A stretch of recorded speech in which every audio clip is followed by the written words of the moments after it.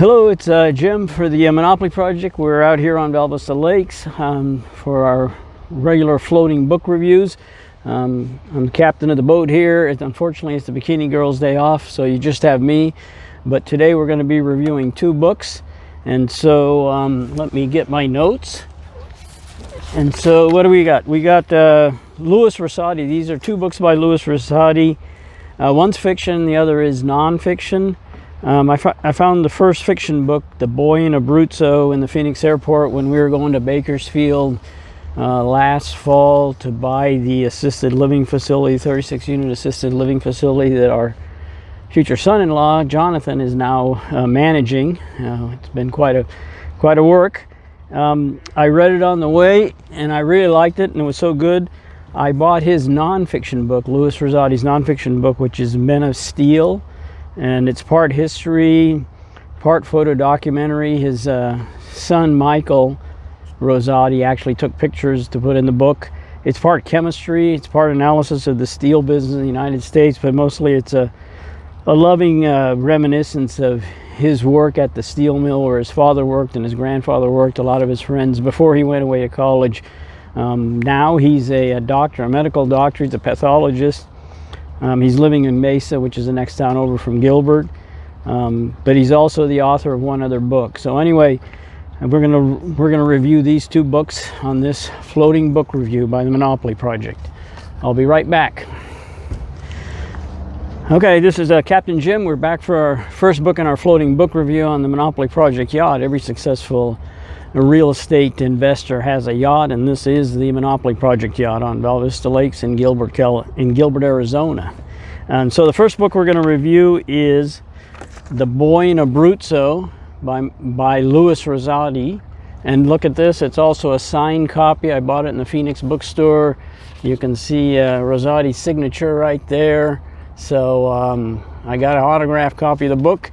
And so let's go on to just a brief plot summary, and there are spoilers, so if you want to read it and you don't want to be told what's going to happen or give anything away, then you probably shouldn't listen to this. But basically it's set, Abruzzo is, the Abruzzo region of Italy is on the east side in the center. It's basically east of Florence and a little northeast of Rome.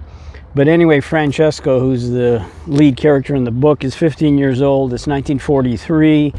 The Germans are occupying Italy after the Mussolini government collapsed. The Germans built a line there. His town is in German-occupied territory, but they're right on the border where the English 8th Army is coming up the eastern coast, planning to liberate Italy, while the American Army is coming up on the west coast. So this fictional story is it's part coming of age story. He's 15 years old. It's part thriller. They rescue some POWs, which is the main core of the book. But it ends up as a hunting Nazi criminal story 10 years later. And so basically the boy Francesco gets a little mouthy with some German officers, so his father decides it's better off if he goes and hides out with his cousins over the mountain. They get to the cousins, they find out the cousins are hiding two British POWs who had escaped from a camp a little south of them. So they're trying to figure out how to get the POWs back to the English lines before the English mount their attack across the river.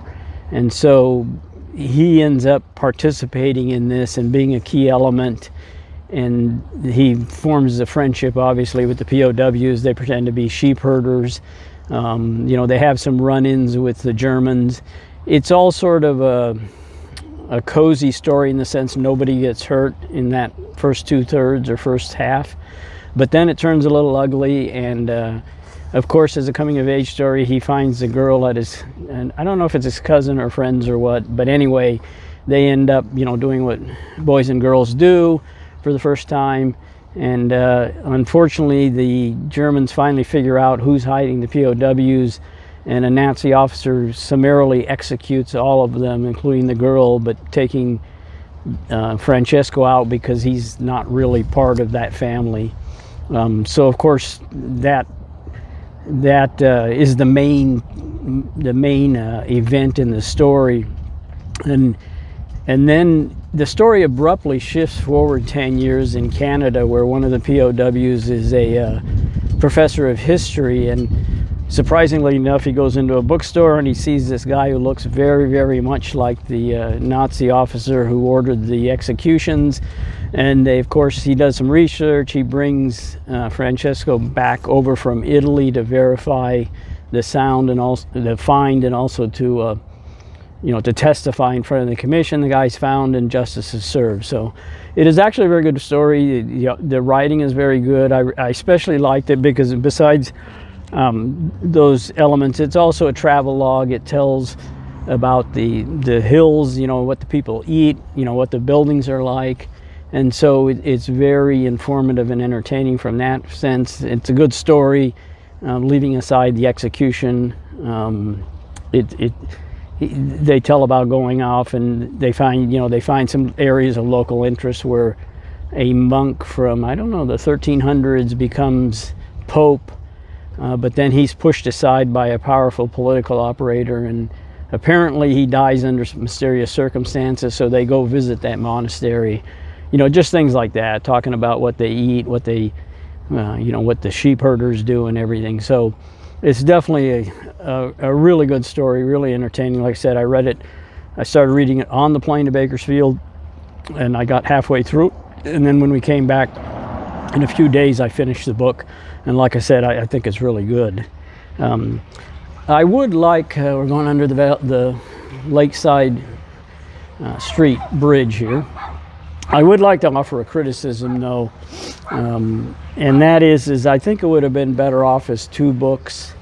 One, the coming of age, the rescuing the POWs, and then his reaction, Francesco's reaction to what happened, obviously with his girlfriend, but they sort of skip forward 10 years to the finding the Nazi criminal part, and I think it would have been better if we would at least got some idea of how he reacted to that, and what he did, where did he work, just those kind of things to establish him as a character, because the way it reads now, you basically sort of forget the first half, 2/3, because you're consumed with this hunting Nazi war criminals type story, which is always a good story, a thriller. And so I think it would have been a lot better if he had cut it in two books. And it's easy for me to say because I didn't write the book, but I definitely would recommend the Boy in Abruzzo by Louis Rosati. And now we'll go on to our next book, which is also by Louis Rosati.